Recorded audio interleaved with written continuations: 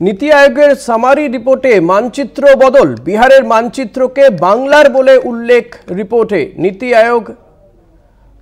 আয়োগের সেই যে report, summary report, সেখানে সামারি রিপোর্টে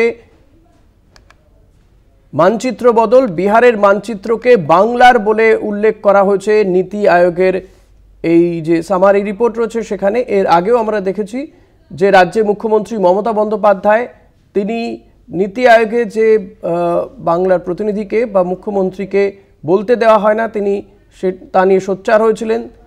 তিনি বলেছিলেন যে নীতি আয়োগের বৈঠকে রাজ্যকে সবার শেষে বলতে দেওয়া হয়, সে কারণে তিনি বেশ কিছু নীতি আয়োগের বৈঠকে যাননি।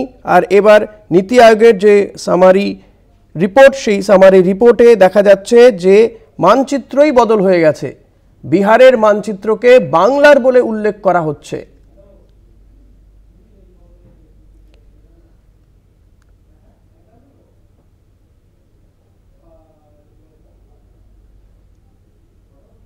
নীতি আয়োগের যে সামারি রিপোর্ট, সেই সামারি রিপোর্টে দেখা যাচ্ছে একবারে মানচিত্র বদল হয়ে গেছে, বিহারের মানচিত্রকে বাংলার বলে উল্লেখ।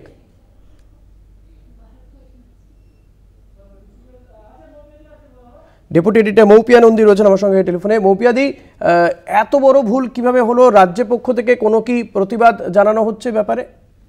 দেখো ঋষিকেশ, আমরা এই মুহূর্তে যে খবর দেখাচ্ছি, যে চিঠি দেখাচ্ছি, মুখ্যমন্ত্রী মমতা বন্দ্যোপাধ্যায় তিনি চিঠি দিয়েছেন নীতি আয়োগের ভাইস চেয়ারম্যান সুমন কে বেরিকে, এবং সেই চিঠিতে তিনি তীব্র প্রতিবাদ করেছেন এই ঘটনার। আজ সকাল থেকেই যে ঘটনা নিয়ে তৃণমূল কংগ্রেস সোচ্চার হয়েছে, যেভাবে নীতি আয়োগের যে সামারি রিপোর্ট, সেই সামারি রিপোর্টে বিহারের মানচিত্রকে বাংলা হিসেবে তুলে ধরা হয়েছে। এবং আমরা প্রথমে দেখেছি যে সাকেত গোখলে তিনি সোশ্যাল মিডিয়ায় এটা নিয়ে প্রতিবাদ করেন। এরপর শশীপাদা থেকে শুরু করে চন্দ্রিমা ভট্টাচার্য, একের পর এক মন্ত্রী, তারা এ নিয়ে তাদের প্রতিবাদ ব্যক্ত করেন। এবং এই মুহূর্তে মুখ্যমন্ত্রী মমতা বন্দ্যোপাধ্যায় তার চিঠি আমরা দেখাচ্ছি, যে চিঠি তিনি পাঠিয়েছেন নীতি আয়োগের ভাইস চেয়ারম্যানকে, এবং সেখানে তিনি ব্যক্ত করেছেন যে গোটা পশ্চিমবঙ্গের মানুষ তারা এই ঘটনায় অত্যন্ত অসন্তুষ্ট, এবং যেভাবে ওয়েস্ট বেঙ্গলের যে সামারি রিপোর্ট, সেখানে যেটা নীতি আয়োগের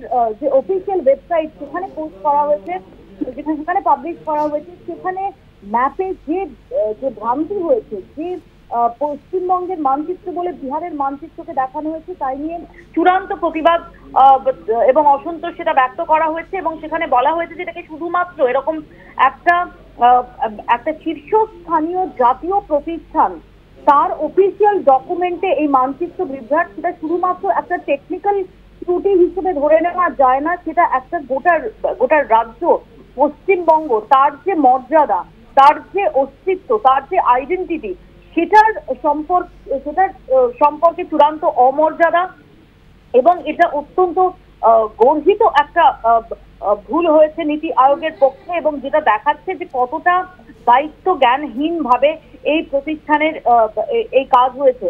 এর পাশাপাশি তিনি এটাও বলেছেন যে অবিলম্বে প্রতিবাদ ব্যক্ত করার পাশাপাশি তিনি বলেছেন যে অবিলম্বে নীতি আয়োগের তরফ থেকে যেন ব্যাখ্যা দেওয়া হয় এবং ক্ষমা চাওয়া হয়, অবিলম্বে ক্ষমা চাক নীতি আয়োগ, এবং ইমিডিয়েটলি এই ত্রুটি সংশোধন করার জন্য যা ব্যবস্থা নেওয়ার সেই ব্যবস্থা যাতে নেওয়া হয়, এবং ভবিষ্যতে কোনোভাবেই এই ধরনের সেই ত্রুটি যাতে পুনরাবৃত্তি না হয় সেটা সুনিশ্চিত করার দাবি জানিয়েছেন মুখ্যমন্ত্রী মমতা বন্দ্যোপাধ্যায়। স্বয়ং মুখ্যমন্ত্রী মমতা বন্দ্যোপাধ্যায় তিনি চিঠি দিয়েছেন নীতি আয়োগের ভাইস চেয়ারম্যানকে, অর্থাৎ বোঝাই যাচ্ছে যে অত্যন্ত ক্ষুব্ধ মুখ্যমন্ত্রী মমতা বন্দ্যোপাধ্যায়। তিনি সেটা তার এক্স হ্যান্ডেলে পোস্ট করেওছেন কিছুক্ষণ আগেই, এবং এই চিঠির মাধ্যমে সরাসরি একদম আনুষ্ঠানিকভাবে নীতি আয়োগের কাছে নিজেদের প্রতিবাদ ব্যক্ত করে নীতি আয়োগের ক্ষমা প্রার্থনার দাবি করলেন মুখ্যমন্ত্রী মমতা বন্দ্যোপাধ্যায়। অনেক ধন্যবাদ মৌপিয়াদি। কথা বলছিলাম ডেপুটি এডিটর মৌপিয়া নন্দীর সঙ্গে।